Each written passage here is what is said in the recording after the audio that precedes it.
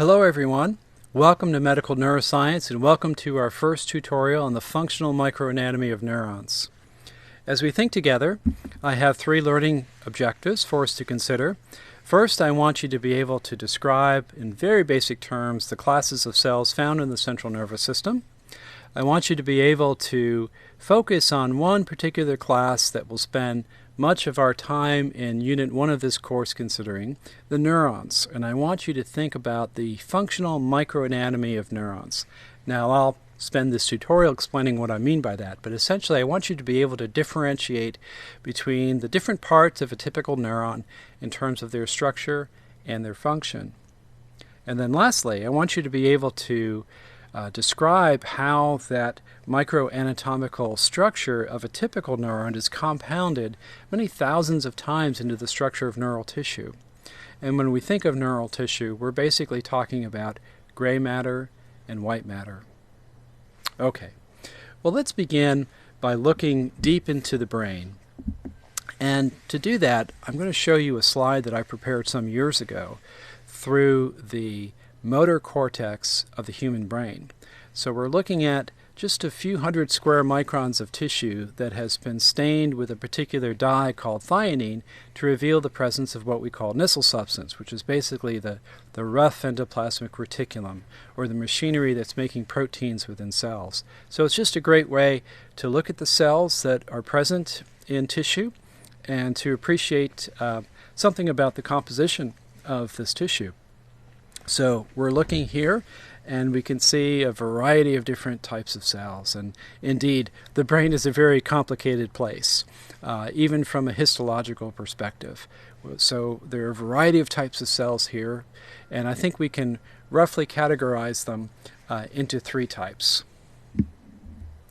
There are neurons, which are the primary processors of neural signals. And as I mentioned, we're going to spend a lot of time together thinking about neurons. There are neuroglial cells, which will be the subject of the next tutorial. And neuroglial cells, or just glia for short, perform a rich variety of functions. And just to summarize those functions, I would say that they support the electrical and the chemical functions of neurons. And then, of course, the brain being a highly vascular structure requiring a constant supply of blood, and in that blood comes nutrients such as glucose, oxygen, and the ability to eliminate waste substances like carbon dioxide. So with that rich supply of blood that we find throughout the central nervous system, we'll find vascular endothelial cells in brain tissue as well.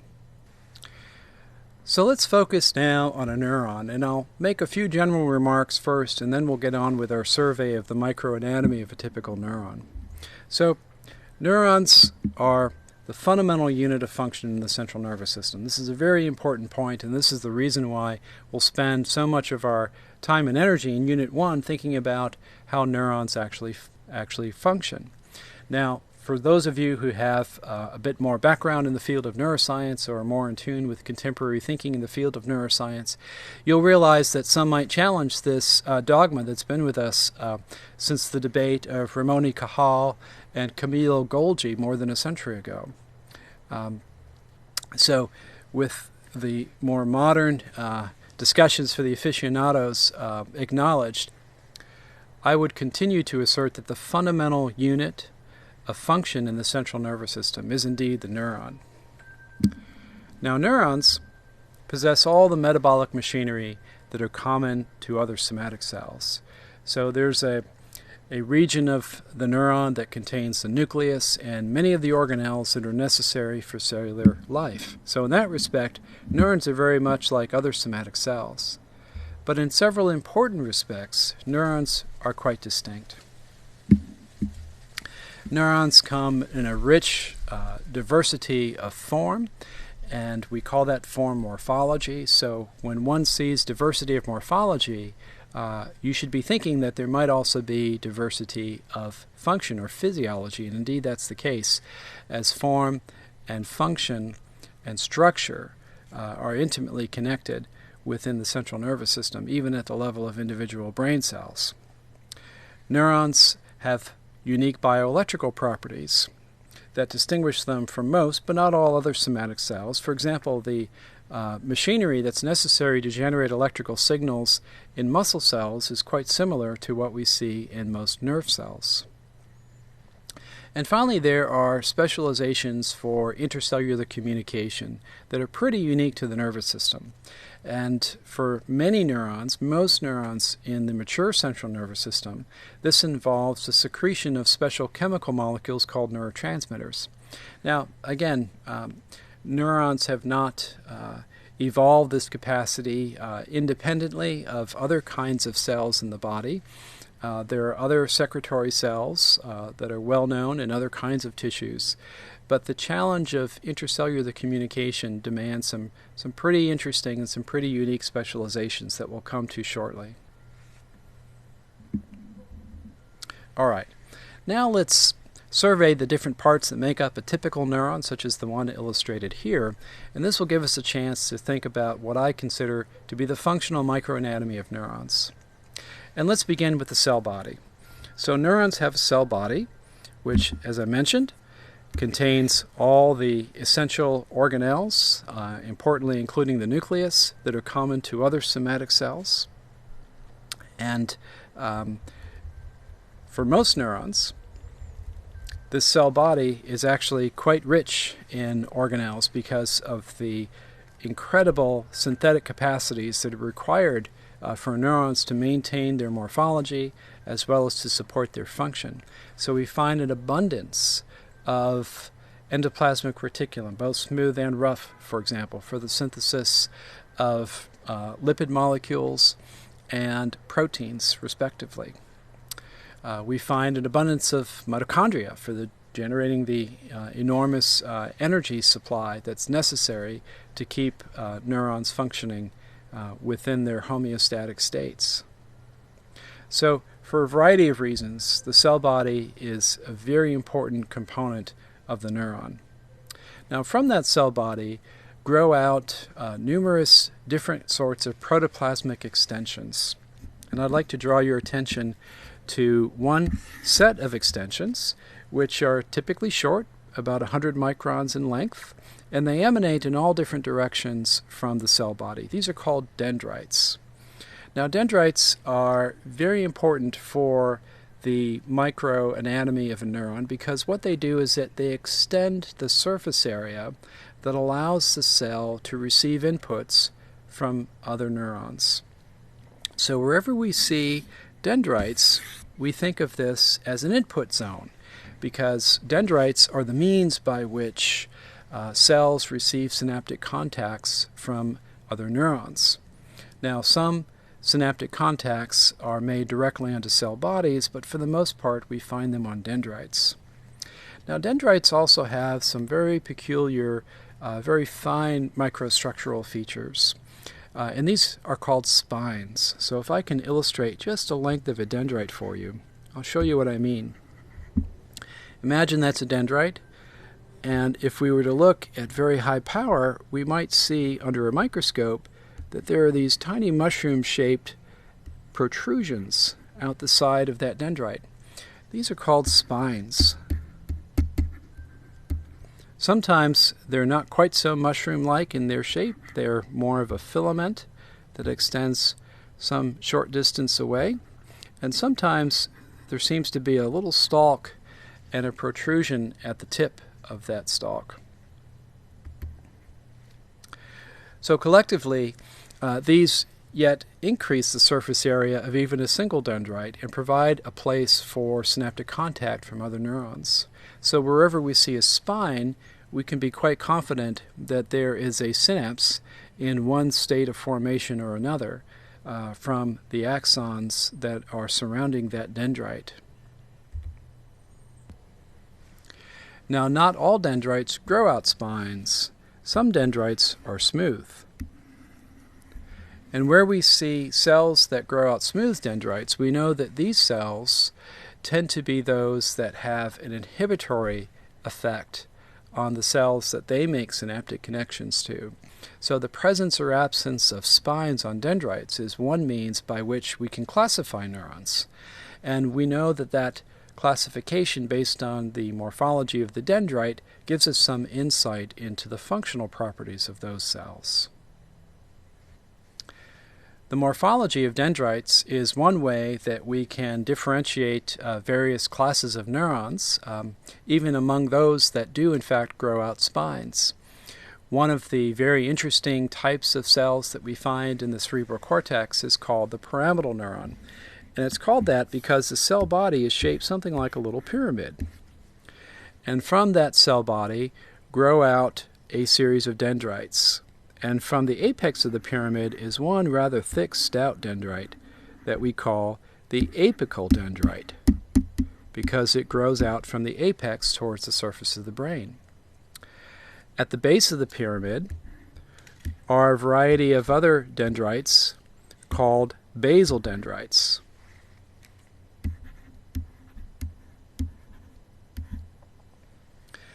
And this special apical dendrite might have some unique properties with respect to its role in receiving signals from other neurons, and those might be somewhat distinguished from those in the basal dendritic tree. So the distribution of dendrites is, again, another important way that we have of classifying different kinds of neurons. Some neurons are multipolar, and these neurons give rise to dendrites that seem to just emanate in all different directions without necessarily growing out a single apical dendrite. So again, another example of how dendritic morphology can give us some insight into the structure and physiology of different cells in the brain. All right, so let's continue our survey. Now, growing out from the cell body is a very particular protoplasmic extension that has unique properties that allow it to generate electrical signals, and this process is called the axon. Now, what's illustrated here is a fairly simple picture of what a typical axon might look like. It's a single process often that grows out from the cell body and can grow for some distance. Some axons are short, being less than 100 microns, and others are very long. In fact, some are incredibly long. Consider, for example, a cell that might have its cell body in the motor cortex right about here inside your head, and that cell has to grow an axon all the way down through the brain, through the brain stem, and into the spinal cord. Perhaps some length in the spinal cord, maybe even to the lumbar or sacral segments of the spinal cord. So that could be maybe a half a meter or more, depending upon your height. Or consider the motor neuron in the spinal cord itself that's going to send an axon out in a spinal nerve to innervate a muscle. If you're a very tall person, that axon might be close to a meter in length. Really an amazing dimension, considering the fact that the cell body itself is probably close to about 50 microns in diameter. So that gives you a sense of how much biosynthetic capacity must be built in to these neurons, as well as some insight as to their need for the energy and the raw materials that's necessary to grow out and maintain the function of that axon. Now, on the function of that axon, this axon has the ability to generate an electrical signal. It's a special signal that we call an action potential, and we'll talk more about that in a later tutorial. That action potential is regenerated along the length of the axon, and in that way it propagates from cell body towards the terminal ending of that axon. So for that reason, we think of the tissue that contains the axons as a conducting zone and allows for the flow of information from cell body towards axon terminal. Now, at the end of these axons, that's where we find our synaptic terminals, or synapses. And these are specialized contacts that allow one neuron to transfer a signal to another. They come basically in two varieties. We'll say more about these in a later tutorial. There are electrical synapses that have specialized junctions that allow charged molecules to pass directly from one neuron to another, and with it is conveyed the electrical signal. Other kinds of synapses are chemical, which is that there is a space or a gap or a cleft from one neuron to the next, and that cleft is breached by a chemical that's synthesized and released by one neuron, diffuses across that space, and then interacts with receptors on another. So there's a chemical message that mediates the electrical signal from one neuron to another. We'll have a lot to say about synapses, how they work, what are the important regulatory mechanisms that control synaptic activity as we progress through Unit 1. So much more on synapses as we go. Now what I'd like for us to do is to consider how this brief survey of the microanatomy of a single neuron can be compounded many tens of thousands of times in the structure of neural tissue. Now imagine tens of thousands of neurons arranged in parallel, very much like the one we're looking at here.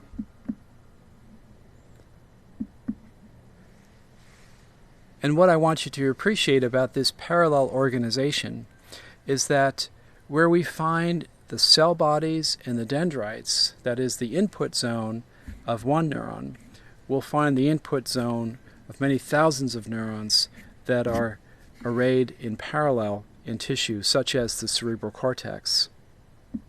And we have a name for this. We call this gray matter. So as we begin to look into the inside of the human brain, I'll be highlighting for you various divisions of gray matter. Those are distinguished from white matter. And now we can think about the cellular components that help us define what exactly do we mean by gray matter and white matter. So gray matter is where we find the cell bodies, the dendrites, and the synaptic connections of neurons.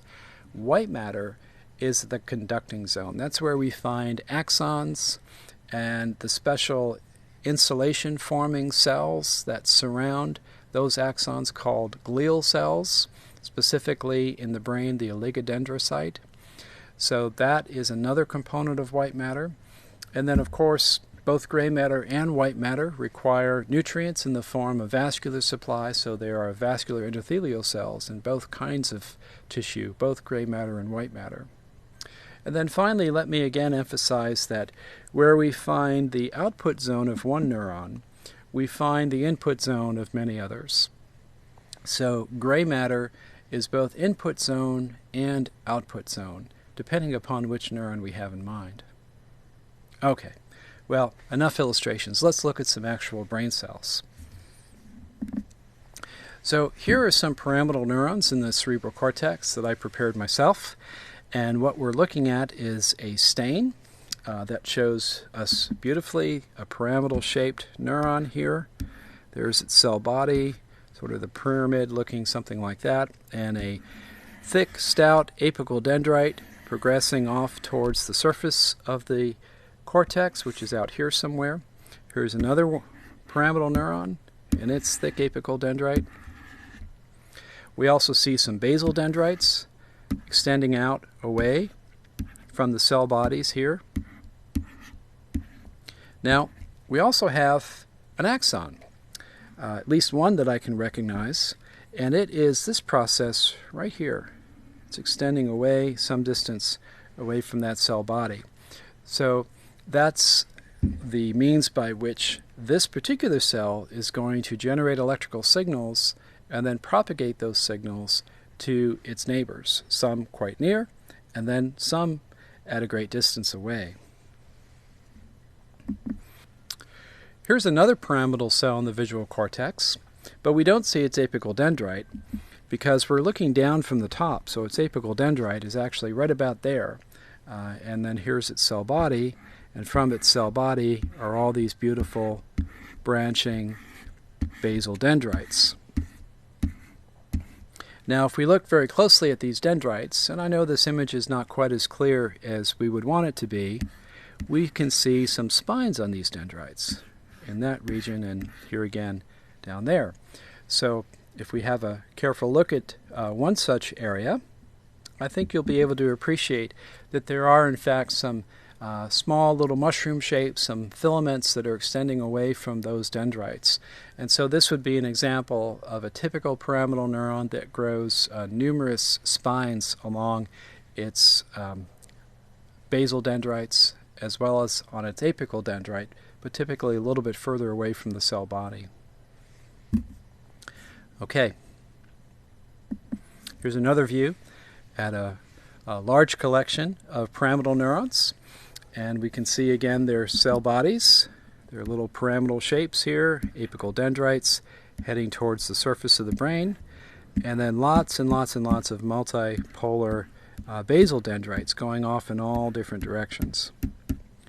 Now we also can detect the presence of axons that are coming out and extending down into this white matter.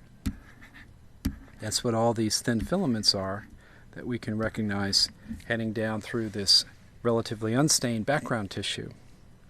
So here we see all the various components of the functional anatomy of a neuron, the dendrites, the cell bodies, the axons. Well, we can't quite see everything because we haven't yet seen the synaptic terminals. And to give you a sense of that, I want to show you yet a different view of brain tissue. So this is tissue that's stained with a green dye that has labeled axons as they make their way through brain tissue, specifically the gray matter of the cerebral cortex.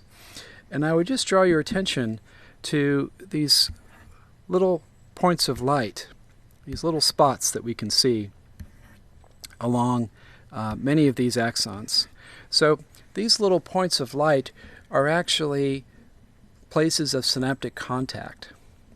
Now, some axons, they would grow out a terminal ending, and then there'd be a synaptic junction at that terminal ending. Others tend to make this beaded type of structure, and that's what we see here along these green axons. These are called synaptic boutons, and they're making what we say en passant, or in passage, synaptic connections. So along these boutons there may be synaptic contacts with dendrites out along the sides here. I know I drew them as if they look like they perhaps are spines, but they're really boutons because this is an axon, not a dendrite. So that's what we see here in these little points of light, synaptic boutons. Here's one last view of neurons and their axons. So we see cell bodies of retinal ganglion cells and axons that are growing out away from them towards the optic nerve head. And these are axons that are going to form the optic nerves that allow the retina to connect up with the brain and send visual signals into visual processing centers in the brain. Now let's return to some illustrations of different kinds of neurons and recognize some of the various classes of cells that are present in the nervous system. We've talked a fair amount about the corticopyramidal cell already, and this is a great example of what we call a projection neuron. And the reason why we call it that is because, as I've alluded to, it grows out an axon that can then project for quite some distance within the central nervous system, maybe hundreds of microns, maybe even millimeters, tens of millimeters, maybe even tens of centimeters, depending upon whether the cell is projecting within the brain or whether it's growing out an axon down through the brainstem and into the spinal cord. So projection neurons are called that because they grow axons that project outward, away from the cell body, over a considerable distance. And these cells often are excitatory, meaning that they have an excitatory effect on their synaptic partners. They make their synaptic partners more likely to generate their own electrical signals.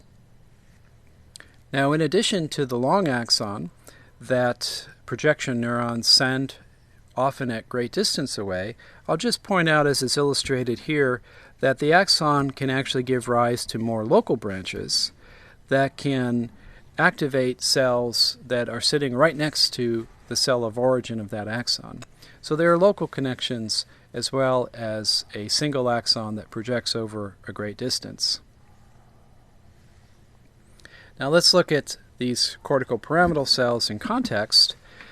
Here to the left we have our illustration of the individual pyramidal cell, and now we can see the pyramidal cell that is present within the cortex itself, cell body, apical dendrite, basal dendrite, and then a long axon. And here are two other cortical pyramidal cells. So this is a typical view of what a projection neuron looks like and where it might be found in the brain. So the pyramidal cell is a projection neuron. It sends axons over considerable distances that have the effect of exciting their synaptic partners. They may also give rise to local collaterals that might just excite their near neighbors as well. So they sort of have a dual function of activating local cells, but also cells at a distance. Now, in addition to these projection cells, we can also recognize some neurons that send axons over a much shorter distance, only perhaps 100 microns or a few hundred microns. One example is found here in this cortical stellate cell. So the cell has a cell body. It's typically multipolar. There are dendrites that go off in different directions. And then there's an axon. And that axon may branch over the nearby territory within the dendritic tree of that cell or just beyond it. So this is called an interneuron because it doesn't project very far at all. So within the same bit of gray matter, we can have projection neurons and we can have interneurons. Now the interneurons come basically in two physiological classes. There are those that excite their neighbors, and then there are those that inhibit their neighbors. And they're roughly equally divided, with about as many excitatory interneurons as there are inhibitory interneurons. If we look into the spinal cord, we can also see examples of projection neurons as well as interneurons. Here's an illustration of a very simple circuit that we have throughout our spinal cord and in the sensory and motor elements of our brainstem as well. And this is an illustration of the knee-jerk reflex, also known as the myotactic reflex. So we have two kinds of projection neurons that are involved here. We have a sensory neuron with its cell body in the dorsal root ganglia associated with our spinal nerves, very close to the spinal cord itself. And it has a long axon that runs out through a spinal nerve, and in this case, innervating a sensory structure embedded within the skeletal muscle itself. This dorsal root ganglion cell grows a central process of its axon that enters the spinal cord. Now it's worth pointing out this particular type of neuron to make the following point. This sensory axon is sending signals into the spinal cord. For that reason, we call it an afferent neuron, sending information centrally. There's another type of projection neuron here in the spinal cord, and it's called the motor neuron. It has a multipolar cell body in the spinal cord, and it grows an axon out to the muscle. And the motor axon is sending signals away from the central nervous system to the muscle. And for that reason, we call it an efferent axon. So get comfortable with this difference between afferent and efferent. Afferent means signals coming in to the central nervous system, and efferent meaning signals going out of the central nervous system. Sometimes we use these terms to talk about the flow of information with respect to the cell body itself. We can think of the dendrites as being afferent because information is coming in towards the cell body, and we can think of the axon as being efferent because signals are going away. Now we also have within the spinal cord a short axon interneuron, and that's found right here. So this interneuron has the effect of inhibitoring the antagonistic motor neuron, so that when our hammer tap hits our patella tendon, the quadriceps can contract while the antagonistic muscle, the hamstring muscle, is going to be more relaxed because of the suppressive or inhibitory effect of this interneuron on the motor neuron that supplies that hamstring muscle. Okay, well this concludes our survey of the microanatomy of neurons as well as a brief discussion of different classes of neurons. I hope it's helped you understand the different parts of neurons, what they look like, how they function. So to help you consolidate your understanding of all of this, I'll leave you with just a couple of study questions. Concerning what we've been talking about as the functional microanatomy of a neuron, I want you to think about how does information flow through a neuron? And think about the various parts that are listed out in these response options, and go ahead and select your choice. And then lastly, let's take this concept and compound it and apply it to understanding the structure of neural tissue, specifically in this case white matter. I want you to think about what are the cellular components that we find in gray matter and white matter, and in this question consider those components found in white matter and choose your appropriate response option.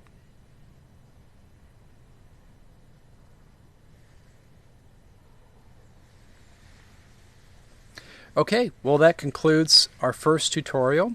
I'm sorry I went on about as long as I did. I will try to be more concise in the future, but I hope you enjoy thinking with me about these topics. I know I enjoy sharing them with you. So on to our next tutorial, considering the non-neural cells that make up the central nervous system. See you next time.